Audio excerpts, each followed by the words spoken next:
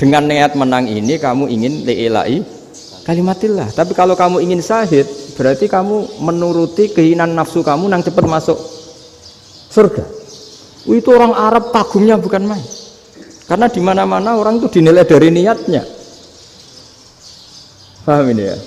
Tapi perang loh ya, dalam kondisi perang, bukan teroris. Perang itu artinya orang kafir yang ingin bunuh kita, itu perang namanya apa? Perang.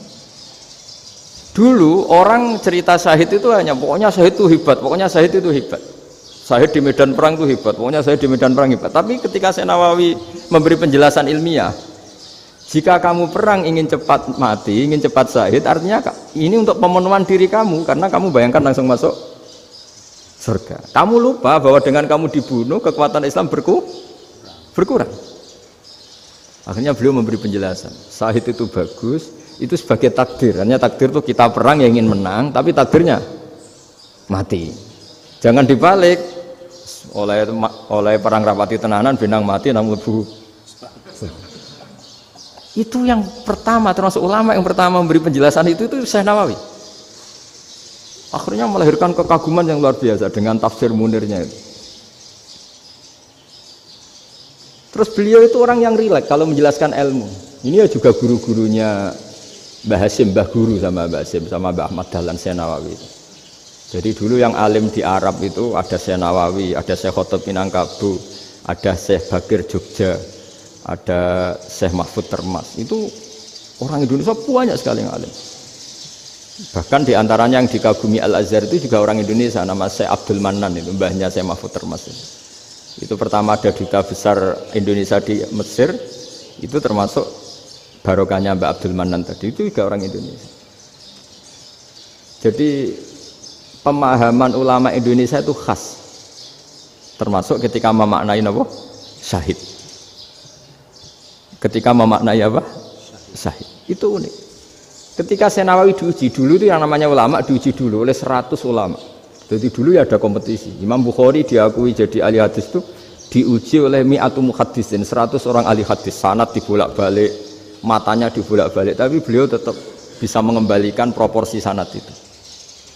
Syekh Nawawi pernah diuji gini, ayul afdol al ulama awe salatin, keren mana ulama sama raja atau sama orang-orang kaya sama penguasa? Ya keren ulama. Terus dibully sama orang. Tapi setahu saya banyak ulama yang antri di rumahnya raja, tapi saya tidak tahu melihat raja antri di rumahnya ulama. Kan kebanyakan kan mungkin ustadz atau kiai yang antri ngajukan proposal kan enggak. Nah, kalau raja kan enggak pati itu, malah enggak usah antri, kiainya sudah nyambut sebelum datang.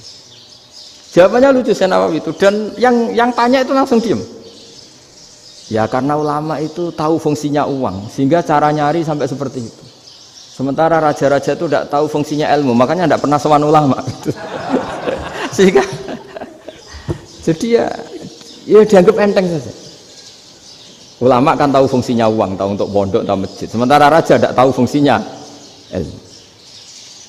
Jadi itu khas Jawa ya. Khas Jawa, khas Indonesia. Apa-apa yang menurut orang banyak dengan tanda kutip itu buruk atau baik, itu orang Jawa menafsirkan tuh gampang saja. Sehingga semenjak itu Jawa itu dipandang betul. Saya punya kitab namanya Qadhayal Haji wal Umrah.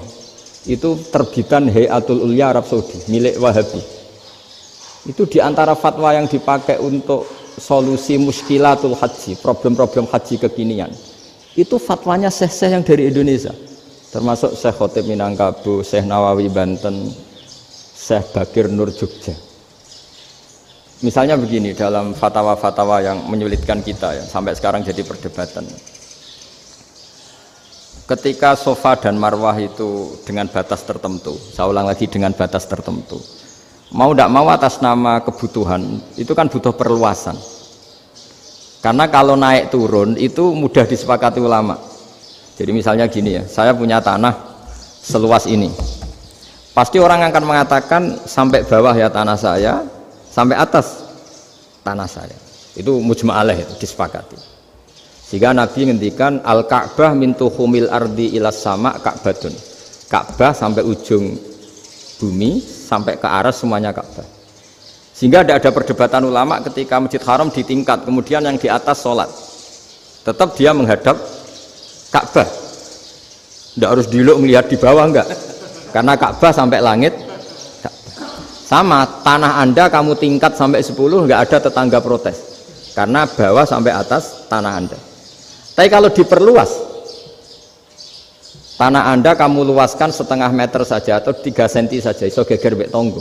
Karena di mana-mana batas itu ya tadi, kalau atas bawah miliknya, kalau samping enggak. Pertanyaannya, perluasan Mina itu ke samping, perluasannya Matof yang Mas'ah itu juga ke samping.